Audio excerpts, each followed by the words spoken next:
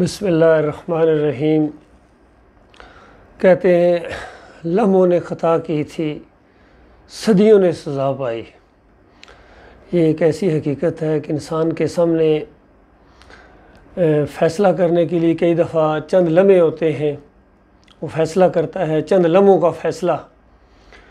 اس کی پوری زندگی کو اٹھا دیتا ہے، سنوار دیتا ہے،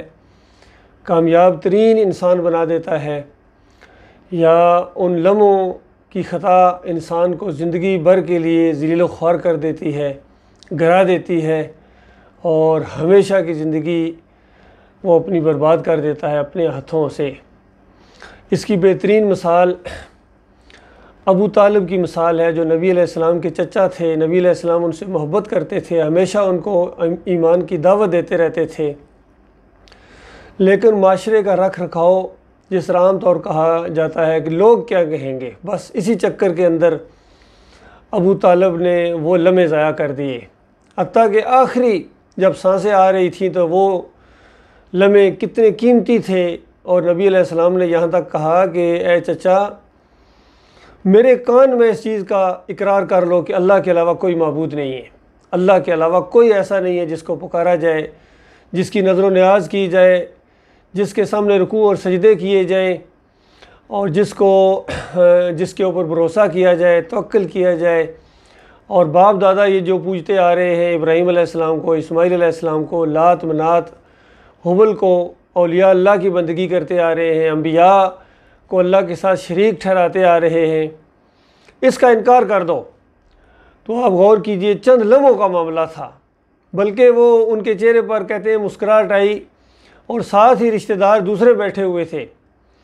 ابو جہل بھی بیٹھا ہوا تھا، یہ رشتہ دار تھے، آپس میں برادری تھی، اور بھی چند لوگ بیٹھے ہوئے تھے برادری کے۔ تو وہ بھی ایک دم کہنا شروع ہو گئے کہ ابو طالب، عبد المطلب کا دین چھوڑنے لگے ہو، عبد المطلب کا دین چھوڑنے لگے ہو۔ تو گویا بخاری رحمۃ اللہ علیہ یہ روایت لائے ہیں کہ عبد المطلب کا دین اور محمد صلی اللہ علیہ وآلہ وسلم کا دین اور، ابو طالب کا دین اور محمد صلی اللہ علیہ وآلہ وسلم کا دین اور۔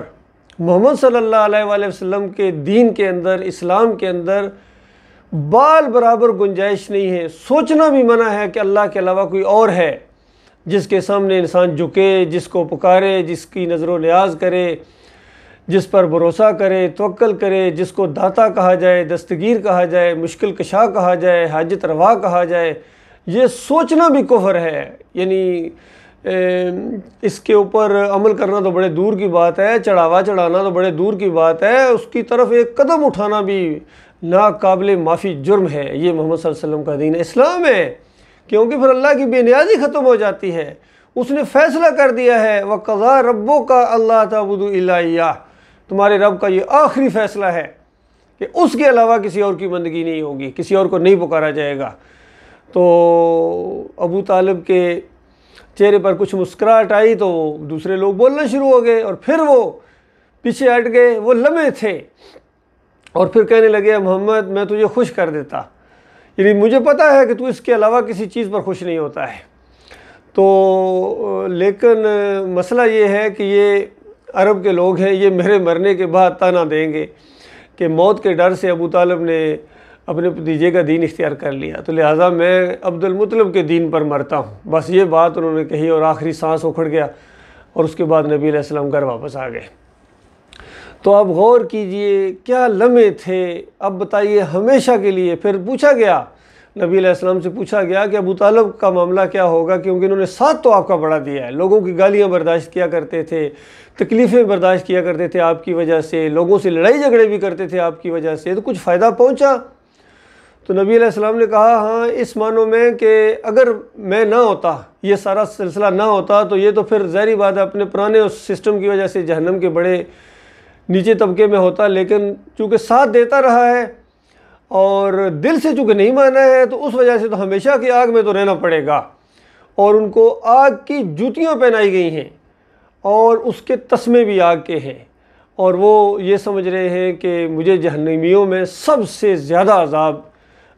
دیا جا رہا ہے، اور اس کی وجہ سے ان کا سر کھول رہا ہے، اس طرح کھولے گا۔ تو اللہ کے بندوں، سب سے کم کا جب یہ حال ہے، اور پھر جہنم سے کبھی نہیں انسان نکل سکے گا جب تک ایمان خالص نہ کرے۔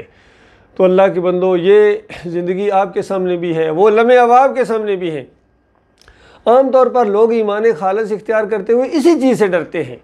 کہ جب میں نے ایمان خالص کر دیا، چونکہ دیکھ بھی رہے ہوتے ہیں کہ اس کے ساتھ لوگوں نے کیا کیا ہے، اس کو نوکری سے نکال دیا، اس کو علاقے سے نکال دیا،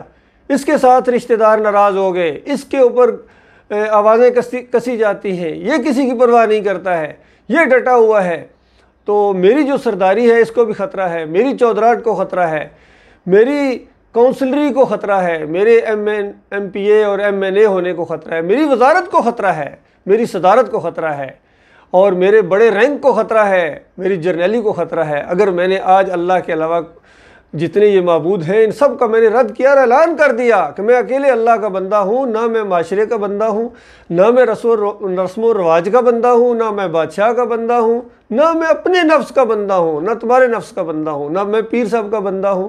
نہ میں مولوی صاحب کا بندہ ہوں، میں تو بندہ ہوں اپنے مالک کا، جس نے مجھے پیدا کیا ہے، جس نے رگوں میں خون دوڑایا ہے، جس کے حکم سے میری سانسیں چل رہی ہیں، جو مجھے کھلاتا ہے، پلاتا ہے، جب بیمار ہو جاتا ہوں شفا دیتا ہے، جو میری حفاظت کرتا ہے، اور جس سے میں امید رکھتا ہوں کہ کل قیامت کے دن وہ مجھے معاف کر دے گا، میری گناہوں سے، میری کوتاہیوں سے درگزر فرمائے گا اپنے فضل و کرم سے، اور اس ایمان کی وہ قدر کرے گا، اور کافروں اور مشرکوں کو میرے اوپر ہنسنے کا موقع نہ دے گا مالک۔ وہ جو کسی نے کہا کہ توحید یہ ہے کہ رب حشر میں کہہ دے یہ بندہ دو عالم سے خفا میرے لیے تھا۔ اللہ تعالیٰ اس کے اوپر جم جانے اور غور و فکر کرنے کی توفیق عطا فرمائے۔